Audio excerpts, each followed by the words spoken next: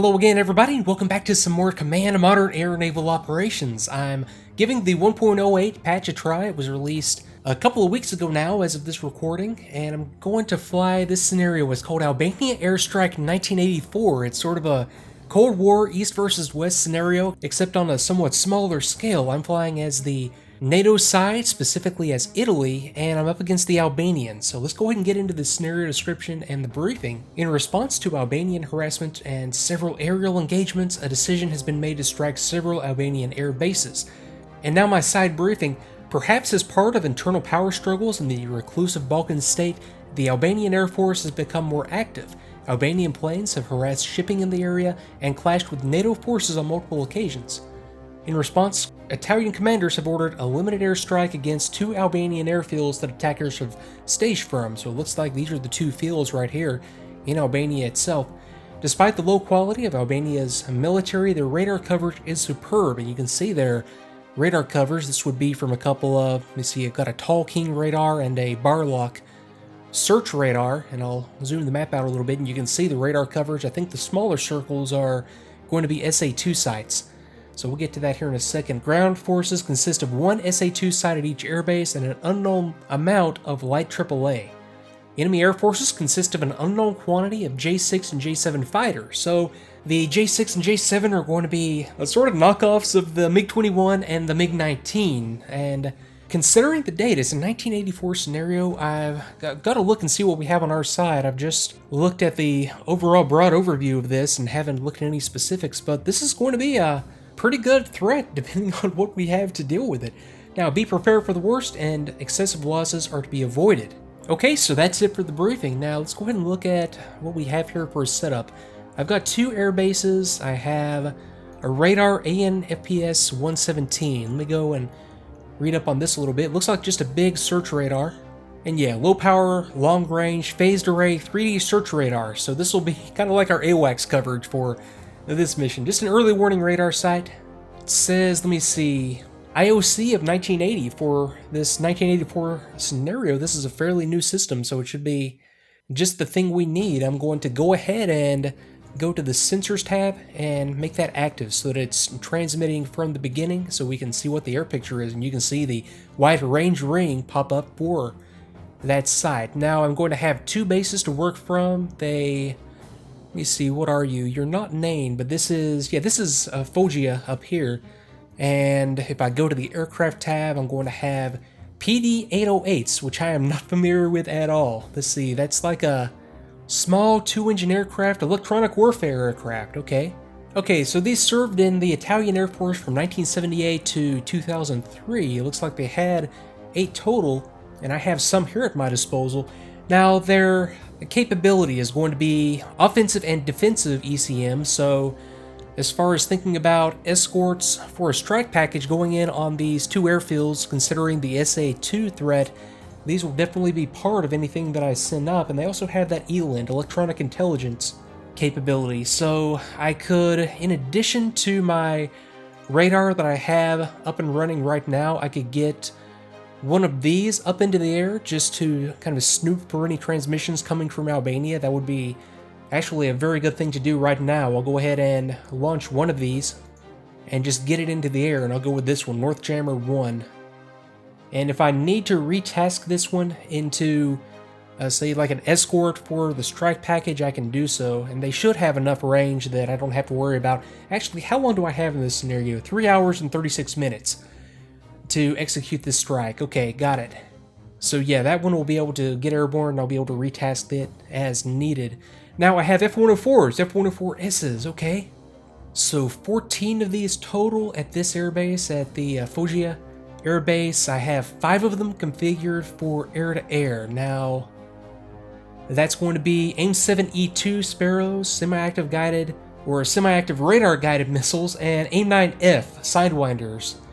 Shorter range heat-seeking missiles, F models being, are those like the export versions of an E model? They're not as capable as like your modern, and I know I'm stating the obvious here, it's not as capable as a modern Lima, Mike, or definitely not an AIM-9X.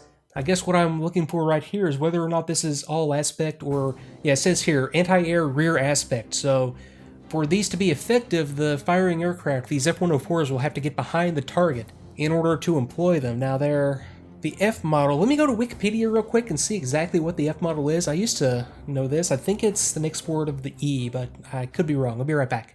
And as usual, when I go to the internet for an answer, I stand corrected. The AIM-9F, also known as the AIM-9B FGW2, was a European development of the AIM-9B, of which 15,000 were built by BGT in Germany. Features some upgrades to the B. I would hope so, because the B was kind of capable for its time, but in a 1980s scenario, the B would be not very capable at all. So this is, well, about as good as it's going to get, really, for a 1980s version of the AIM-9. I'll take that. Now, the additional starfighters, F-104s that we have up there at Foggia, we have 7 of them configured for a strike mission with Mark 83s. These are 1,000-pound, unguided, just general purpose bombs.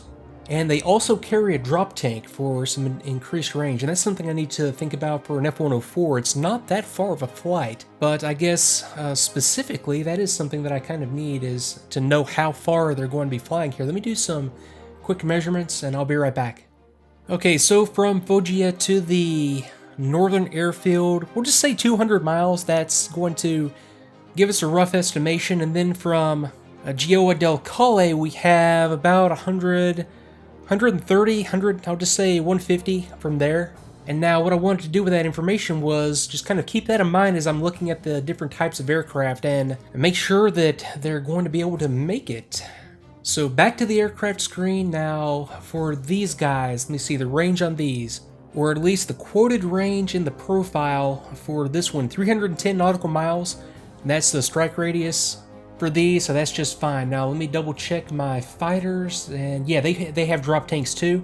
And it doesn't look like it gives a range, it just gives it a time on a cap at 150 nautical miles. Oh yeah, they've actually got better range than the Striker aircraft because they have less weight, better, more streamlined payload, so they'll be able to outrange anything there. So no sweat when it comes to range on this at all.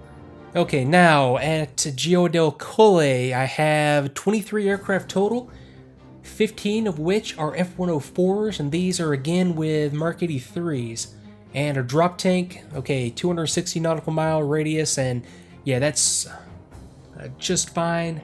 I also have 6 F-104s, and this is just 4 of them available. Yeah, same config as above, just the Sparrows and the Sidewinders.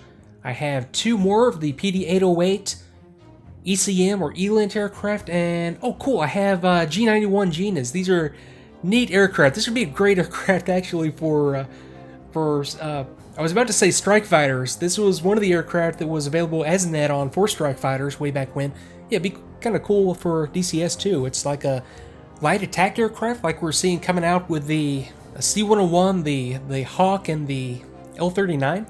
So let's see here. As far as capability of this aircraft, it's just your standard light attack. I don't even know if this thing has I think it has a radar. I don't think it's like an air-to-ground or any kind of like a targeting radar. So if anything, it's just ranging information for the gun sight. 30mm cannon has options for Mark 81, Mark 82 bombs, 68mm rockets. And if I had to guess what these are actually configured with, let me go to this screen real quick and double check. Okay, yeah, 4x Mark 82. So yeah, this is just what I have in mind for this airfield strike. And we'll have to think about what we're going to do with these SA-2s as far as assigning aircraft to take care of them. I'm thinking if I'm going to make an ingress to an airfield up here that's defended by an SA-2, I might as well task some aircraft to take out the radar sites as well.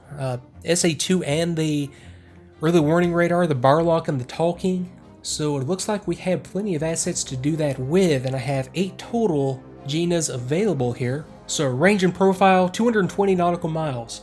So yeah, just fine, no worries there at all. So let's think about what we want to do here and what kind of plan we're going to execute. I'm going to start the simulation and just let it run in real time. I might let like an hour of game time go just to see what develops up here as far as an air threat and to get that ELINT aircraft that I just launched into the air. Now, bases we're up against, I have Jadar Zadrima Air Base up here in northern Albania, and I have, let's see what the other one is here. I have Berat Kukova. It would be a very, very odd thing if I were an expert on Albanian air bases, or if I could pronounce Albanian. Kukove, I have no idea. So I'm not even going to try. Let me zoom out real quick and have a look at the terrain. Now, I have enough assets that I'm going to try to do this in one wave. I want to overwhelm whatever enemy materializes up here. I'll do this in one wave. I'll probably have two separate packages. I will have two separate packages going in. One on the south base and radar complex, and the second on the north base and radar complex. So let's focus on the north one for now, and let me actually go to Google Maps real quick, and I can get a better picture of the terrain around here doing that. So I'll be right back. Okay, and I found the first one. Obviously, here's Italy, where we're coming in from. So Jader Air Base is right here. It is, well, as of now, I mean, this is a 1984 scenario, but as of now, it's a pretty deserted-looking air base as far as Albanian air bases go, I guess. I have some good terrain out here on the coast to, if I just wanted to come straight at it from the coast, I have actually kind of a neat little geological feature here. Just a couple of hills running parallel to the shore. That's, I don't know, I have to think on that some more a little bit later, but there's the base right there. So it's defended by an SA-2. I'm going to be masked if I do that. I could also come in from the south and use some of this terrain over here to mask the approach. I think that's, yeah, I think overall that's what I'll do. I don't want to just come in straight at it, and, you know, if I were playing against a human opponent here, you know, there would be all sorts of things that you would take into account as far as trying to deceive the opponent into thinking your plan is one thing and your actual plan being something completely different. Like, for example, what I was thinking here, after having looked at the area just a little bit more, is if I bring two packages in, have the first package sort of stage and marshal up here, have the second package stage and marshal from right here. Now the first package could come in here just sort of between the two airfields, just right into the interior of Albania, and then, well, the air defenses won't know exactly what the target is, and then I could cut up north using this terrain that we were just looking at for cover, strike the airbase, and then just egress straight back out to Italy. Then with the southern force, I could do the same thing, just have them down here to the south, come up north, and then egress. That would be good for deconflicting the two strike packages, making sure that I don't have them flying into each other.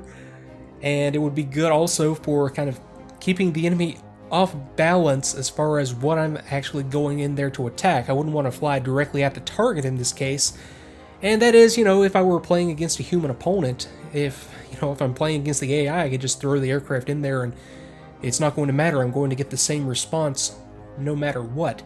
So I think this is going to be the overall plan, is having two packages doing this. Now, let me have a look at the other airbase down here to the south real quick, and just to make sure that what I'm seeing right here on this map matches what I see in Google Earth. So back in a second. Okay, so that was easy to find. Here's Berat. It's got its own little province, its own major town in the area.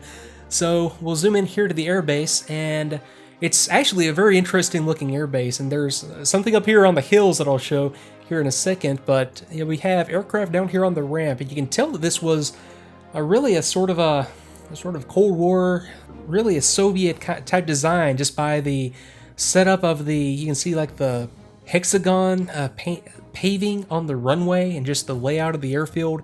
You can tell that these were at one time, I guarantee there were revetments around all these parking spots, sort of as a hardening feature, just to, well, keep the aircraft safe from exactly what I have planned here and what I'm about to do. Now, aircraft on the ground, we have what look like the MiG-19 equivalents, or the J6s that we can see right here. So it's not looking like a very active airfield either, as far as Albanian airfields go. And this is kind of cool, and I'll bring up some photos real quick of this area. It's like a holding area for some MiG-15s and for some additional J6s that we can see here.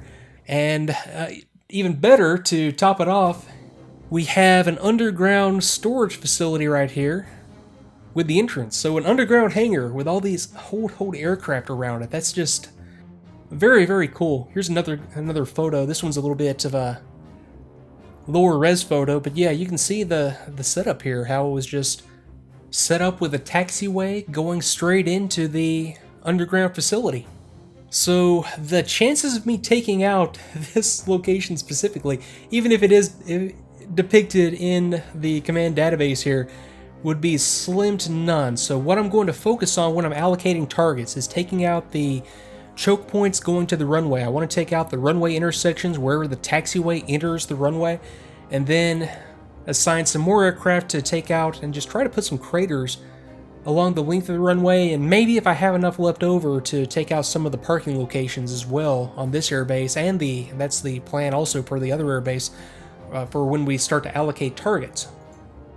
So I'll tell you what, that's the plan. I'm going to come back next time with the execution of the mission itself and start to get some aircraft airborne. So if this seems interesting to you and you want to follow along as these come out, feel free to subscribe to the channel or follow me on Twitter. You'll get notifications as soon as new videos come out. And if you are enjoying this, please do consider leaving a like for the video. That does help me out, especially on the first video of a series, by biasing some of the YouTube search results in my favor a little bit and getting some more folks watching and seeing what's going on here. But for now, thanks again, and I'll see you next time.